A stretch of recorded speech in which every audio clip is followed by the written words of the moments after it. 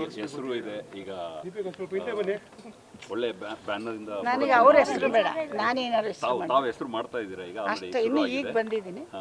ಹೀಗೆ ಥಿಯೇಟರ್ಗಳ ಕಡೆ ಸ್ವಲ್ಪ ಗಮನ ಕೊಡಿ. ಮಾಡೋಣ ನಮ್ಮ ಕೈಲಿ ದೇವ್ರು ದುಡ್ಡು ಕೊಟ್ಟರೆ ನಾವು ಅದೇ.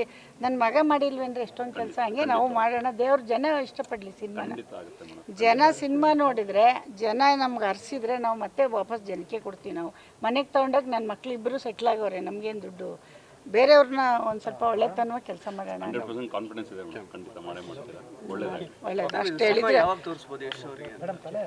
ಯಶ್ ಅವ್ರು ನೋಡೋದು ಬೇಡ, ನೀವೆಲ್ಲ ನೋಡಿ.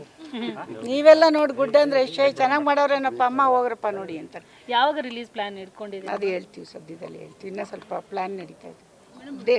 ದೊಡ್ಡವ್ರ ಸಿನಿಮಾ ಎಲ್ಲ ಬರುತ್ತಲ್ಲಮ್ಮ, ಅವರೆಲ್ಲ ಬಂದು ಹೋಗಲಿ, ಆಮೇಲೆ ನಾವು ಚಿಕ್ಕ ಸಿನಿಮಾದವ್ರು ಬರೋಣ. ಅವ್ರದ್ದೆಲ್ಲ ಒಳ್ಳೊಳ್ಳೆ ಸಿನಿಮಾ ಬರಲಿ. ಹೇಳೋಕ್ಕಾಗಲ್ಲ, ಬರ್ಬೋದಮ್ಮ, ಯಾಕೆ ಬರೋಕ್ಕಾಗಲ್ಲ? ಯಾರು ಏನು ಬೇಕಾದ್ರೂ ಆಗ್ಬೋದಲ್ವಾ? ಅದು ನಮಗಿರ್ಬೇಕು ದಿಲ್ಲು. ಒಂದಿನ ಬರೋಣ ಎಷ್ಟು ಎದುರುಗಡೆನೂ, ಆಯಿತಾ? ಮತ್ತು ಅಷ್ಟಿರದೆ ಯಾಕೆ ಬರ್ಬೇಕು ಈ ಜಾಗಕ್ಕಲ್ವಾ? ಬರೋಣ ಬಿಡಿ, ಅಮ್ಮ ಮಗ ಒಂದಿನ ಫೈಟ್ ಮಾಡಿ.